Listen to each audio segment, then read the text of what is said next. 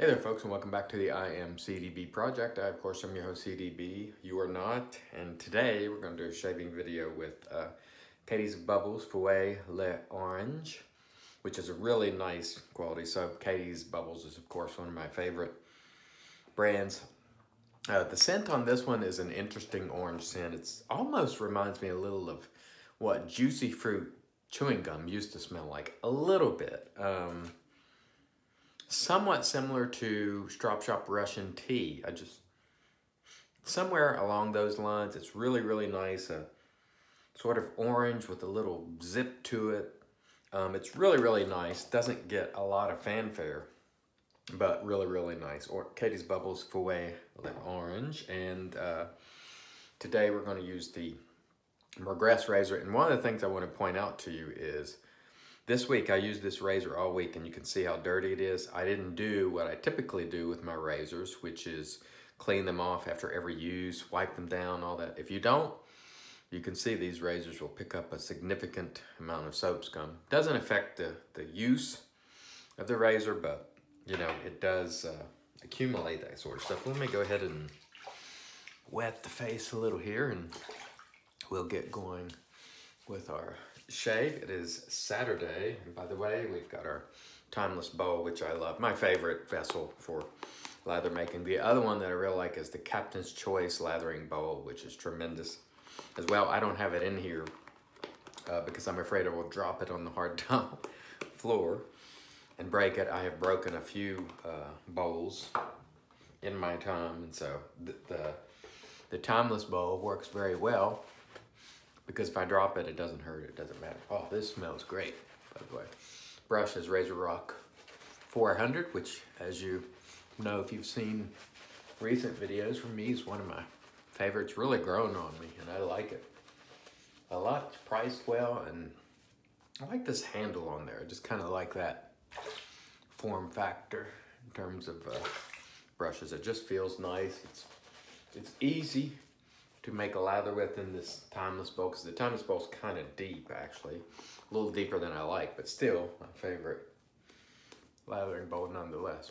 Anyway, this brush really works well for me, and I use it all the time. In fact, I've used it all week this week. I don't change up in gear as much as I used to. I used to change every single day. I change soap and aftershave every day. I'll try something different because of the scent aspect, but on the shave gear, I've started to really use things for, you know, a week or so at a time without changing, just to, I don't know, just honestly, the conclusion that I've come to on a lot of stuff is it's all pretty doggone good. So please don't get caught up in the hoopla about, you know, this one is tremendously better than the other, particularly when it applies to software. Now, Catie's Bubbles is a top rung artisan products, but honestly, a great many of them are now, and you'll prefer some to others, assuredly. But the gap between these products has narrowed significantly, and there are a few that really distinguish themselves greatly. I mean, some of them, there are nuances that put some above or slightly below others, price, value, performance to some degree, but performance, that gap used to be like this when I first started, and it's like that now between artisan brands. Some are still better than others, and you determine that for yourself. I think the biggest area where artisans can really distinguish themselves these days is in value. Are you offering good value to the customer? Is your soap price per ounce good? Is it higher than everybody else's? Is it a great value? And the same thing with hardware. Hardware, I think, matters a little more, because everybody has different preferences in terms of aggressiveness, whether they want a heavier razor like this one or a lighter aluminum type. So I think on hardware, at least razors, it probably matters a little more, but on software, that gap has really narrowed to such a degree where it's practically non-existent for some. I mean, everybody's pretty doggone good. If they are a reputable artisan and have been around for a couple of years, almost assuredly their stuff is going to be pretty good. And I know Artisans a lot of times do not like it when I say these things because some of them have built their business on charging more. And they do offer good products, don't get me wrong. But I'm here to tell you, today, the playing field has really leveled in terms of quality. And you can reasonably get great value products like Sterling and all the rest. And you're going to get about the same experience as you get with a lot of the higher priced artisan software, in my view. I personally do not get much from premium gear. In fact, I get nothing from it at all. That you might notice some differences, and it's okay as you do, but I'm here to tell you, use whatever you like. Even if it's premium, if you got the money to blow it, use it. But for those of you who are value-minded, do not think you need to buy the most expensive, even artisan brands. And most of their artisans tend to keep it relatively reasonable, but some charge more than others. Some are way more expensive for shipping, for example. So pay attention to that stuff and reward the artisans who offer you great value. That's my advice. And you may disagree with that, but that's the advice that I'm giving all the same, and we could just disagree on that point. Sterling, for example, is excellent on shipping. They usually just have kind of a flat rate, and they do very well. They package, they shrink wrap your package and really protect it, and they do really phenomenal work, in my opinion, in terms of value. People like Razorock or Italian Barber do, and there are many others I'm not mentioning, Mergress. I could go on and on and on, but I think that's really where artisans can distinguish themselves, because the products, the gap has really narrowed, but value, there's still room. There's still room for you artisans who aren't offering great value to get in the game there and compete. So I hope they do, because it's better for us. And I always speak from a customer perspective or consumer point of view. So those are my thoughts, and of course many others will disagree. Brand loyalists, what I find is that brand loyalists, if their brand isn't in the rung of value, they'll always disagree because they like this brand, brand X or brand Y.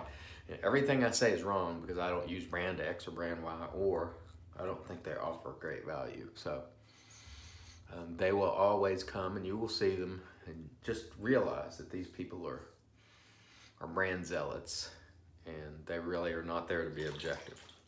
I try to be as much as possible. Speaking of being objective, I'd like to touch on something that I've been noticing recently.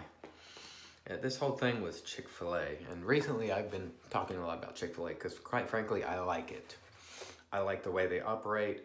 I like the fact that they pay their employees more than minimum wage right at the start. I like the fact that they have a culture of excellence insofar as most Chick-fil-A's, and there's always an aberration. I get that. There's always one place you go and it doesn't meet the standard. But for the most part, every Chick-fil-A that I go to, they're polite, they're quick, they're thank you, they're pleased, they're have a great day, they're quick, they're efficient, and there's a line all the way around the building, and yet they move people through much quicker than McDonald's or these other typical fast food franchises. And that's why recently they were named voted top fast food franchise. People recognize that they do a great job and that they're very consistent. I'm sure you can go to one and you'll get bad service from time to time, but for the most part, Chick-fil-A distinguishes themselves in, their culture, in my view, and that being polite and courteous and all the things that, we've all been to places and where they're like, oh, what, and that's why they're putting kiosks in those places. Like, I think McDonald's, because by 2020, they're going to be a kiosk in most, if not all, the restaurants in the United States. Now, that doesn't mean there won't be any personnel working there, but certainly that means there'll probably be less. And part of the reason is, I think, just the culture.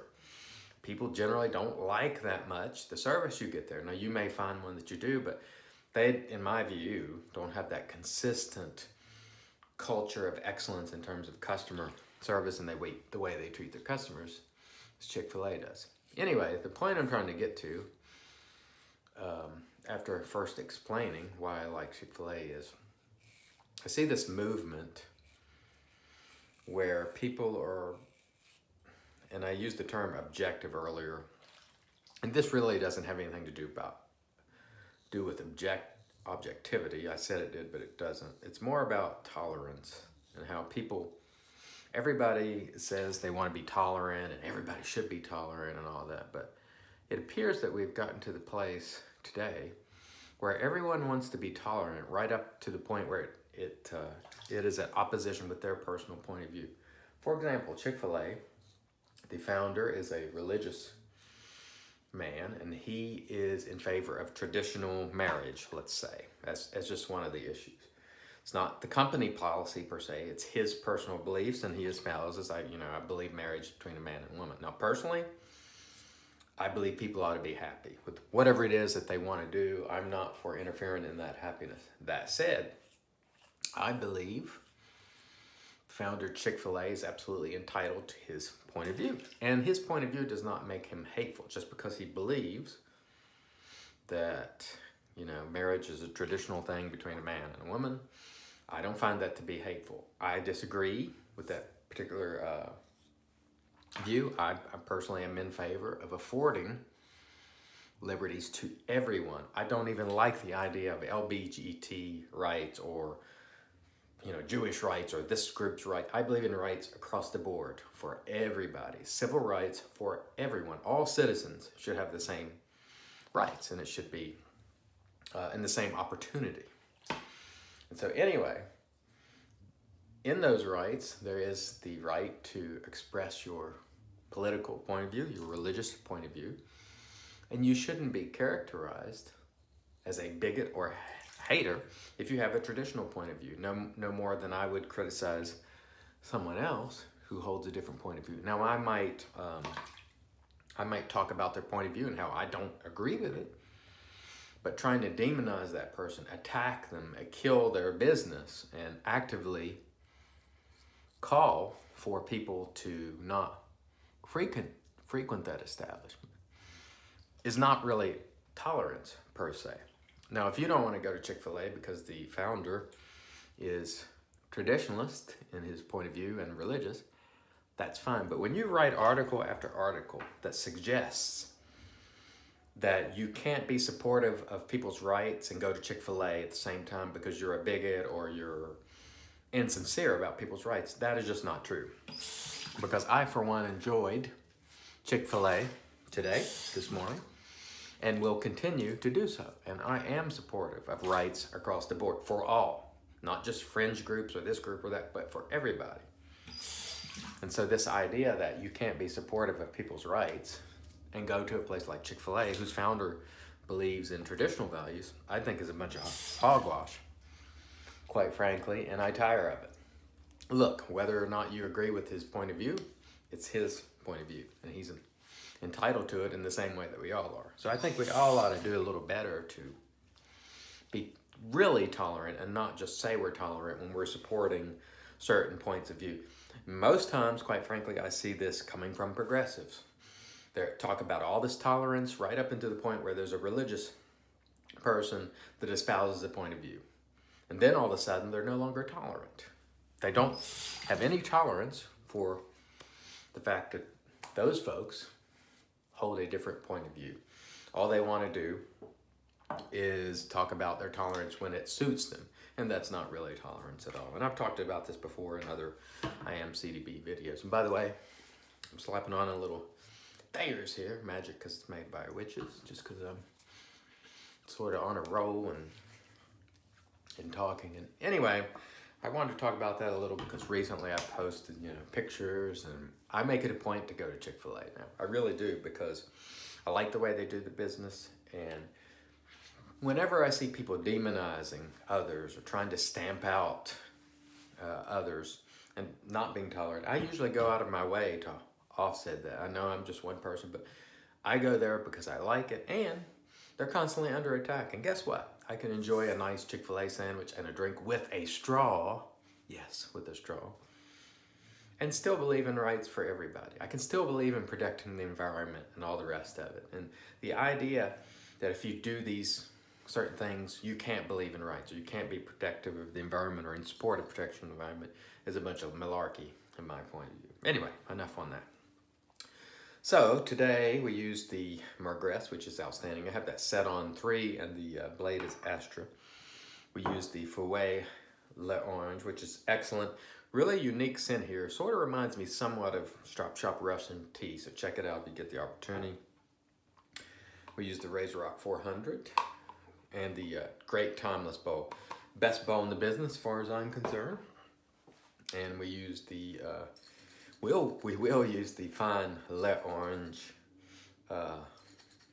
aftershave here. I'm gonna do a head shave after this, so who knows what conversation we'll get into with that, but I'm sure we will. And that feels fantastic, smells great. Fine certainly has good stuff. I don't like that they raised their prices another $5, but it still is good stuff. I want to thank everybody for watching. And I hope you all have a wonderful weekend. Until next time, I've been your host, CDB. You're not. God bless.